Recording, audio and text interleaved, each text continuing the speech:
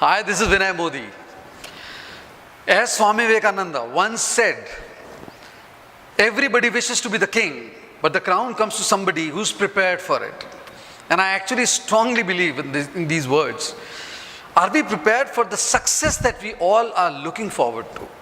Have we ever realized that success in its conventional parameter does get achieved and does get achieved possibly by certain efforts, but sustaining that success is a real challenge. And those individuals who end up sustaining that success, they become immortal. They are the people who leave impact. They are the people who achieve their goals and stick to those goals. In the recent times, we all have seen that some people who have been successful, who had been successful, have ended up giving up their success because of not sustaining it, because of possibly not following certain virtues which possibly have created immortality in the form of individuals like Mahatma Gandhi, Martin Luther King, Nelson Mandela, and some great people. I am not talking about that greatness only. I am talking about something which all of us, parents, youth, kids, individuals need to imbibe in us to make it big and to sustain it. There are certain virtues and there are certain parameters with which I relate very strongly, and I would like to share those.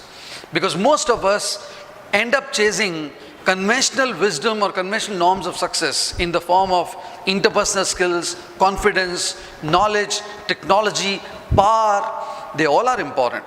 They all are absolutely required.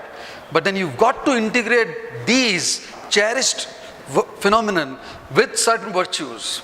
And these virtues are as follows. The first golden rule of success, in my opinion, are 3S. Yes. Self-esteem, sincerity, and selflessness. This is to all individuals who are observing kids, youth, students, and they possibly will relate to me that the biggest reason for some people who have all the talent, who have all the metal, not performing is because society ends up pricking their self-esteem. Self-esteem is nothing but confidence in your own worth, and which gets pricked so easily. And it's a very cohesive approach that works. Cohesive in a very different way. It is a collective form in which we actually prick people and their self-esteem. Kids, when they are not able to perform academically, they are compared unnecessarily. Sports, people who don't get to win are never remembered. That's human nature. And that's how self-esteem gets pricked. Yeah? Technology creation, processes are created. People who don't end up reaching till the last bed, they are forgotten. And we actually prick their self-esteem. Yeah? And there are certain ways it happens in society. Wrong choice of words possibly end up harming us as a society. So first thing that we need to understand, that people who have high self-esteem always end up sustaining their success. Yes, if you believe that you can bring a change, then only you become Mahatma Gandhi. And use 2 words to change India: non-violence. It's only because of self-esteem. Selflessness. Look around and see how certain business individuals or professionals have actually shared their wealth. They understood the virtue called selflessness. And that's how they have become Azim Premji, Narayan Murthy, and of course Warren Buffett. We as a society can actually use these initiatives and instill those in our kids and teach them the virtue of selflessness. Because that's where they will possibly believe that their needs possibly are not as important as somebody else's need. And they would possibly share those. And you see how society can actually be created. Third is sensitivity. Yes, today's kids, if they actually learn the idea of being sensitive, that is to be able to respond to somebody else's need, we possibly can live in a different world. You will see all problems for which the government has to spend so much money will become a constant factor or may not be required. Garbage cleaning. Yeah, it's such an important issue, keeping the environment clean. Yeah, if you're sensitive, you will possibly be very conscious about not doing it. If you're sensitive to somebody else's existence, you will not hurt You will not bully people. You will see in school, problem of bullying will never take place. Problem of bulldozing other people will not take place. We as a society need to really understand that at times our own power or ego gets reflected in those children who don't realize what harm they are doing to other people. If we learn to have self-esteem or instill self-esteem, being selfless and imbibe sensitivity, we can possibly create seeds of success. Second important trait or virtue which can possibly characterize success is sheer hard work. Yes, it's a very commonly used word, but I would like to tell you that this is something which is actually missing in today's generation. They possibly have been made to believe that there are so many ways they can use shortcuts, they can use smart work. Smart work is used as a very positive aspect. It is, but this is not alpha and omega of success. Hard work and honesty, they are the only alpha and omega of success.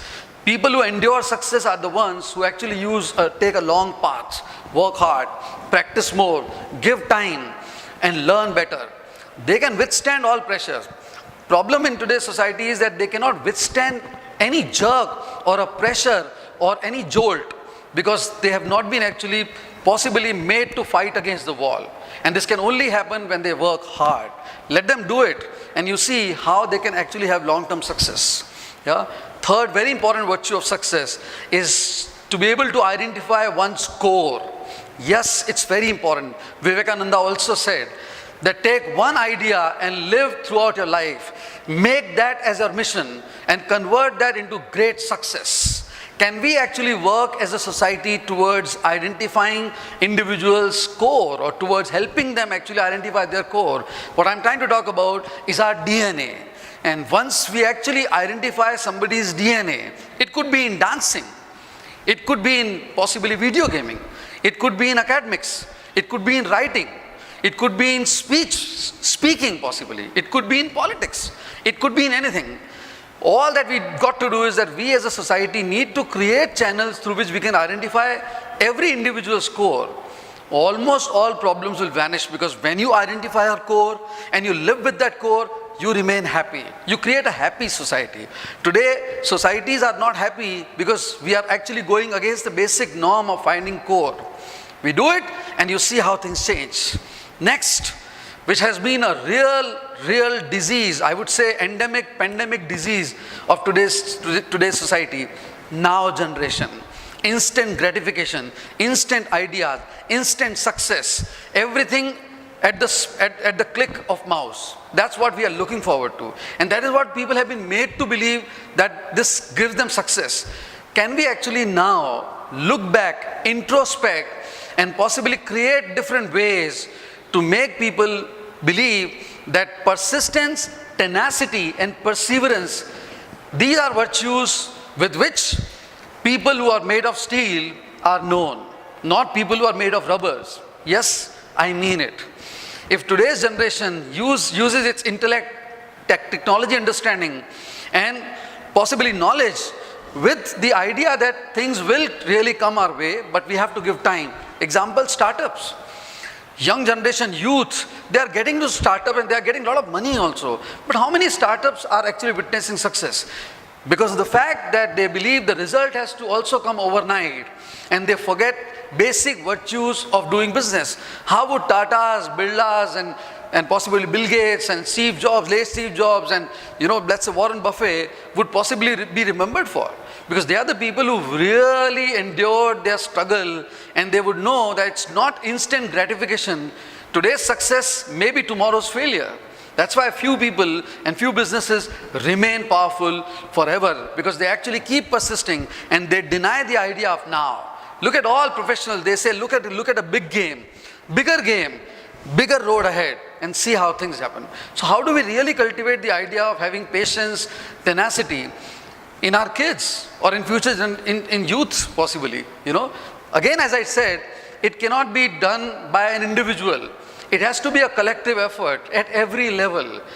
Possibly we have to create a paradigm shift in the way we are actually inculcating values, teaching them, inspiring them, possibly dealing with them at home. Everything has to change in totality. Laws cannot do it alone. And last but not the least, a very, very important trait that I believe most of us are actually forgetting because we are struggling to get success, Economies are changing, struggles are happening, getting manifested. Innocence of a little child, yes. Success is always synonymous with individuals who have grown big, but they have never forgotten to smile and kept that innocence intact. You revere individuals because of that. Look at all big professionals. They are big in their success, but when it comes to living life, they live life full size because they enjoy their life. They laugh.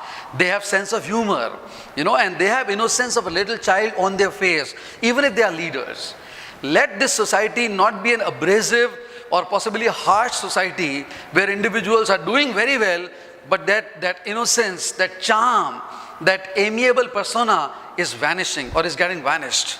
I know there are so many parameters of success and there are people who look at success in a different way, but this is my humble effort to tell you that some of these virtues can possibly trigger a change. Thank you so much for being a patient listener, and I'm sure you're going to be achieving bigger success in life. Thank you.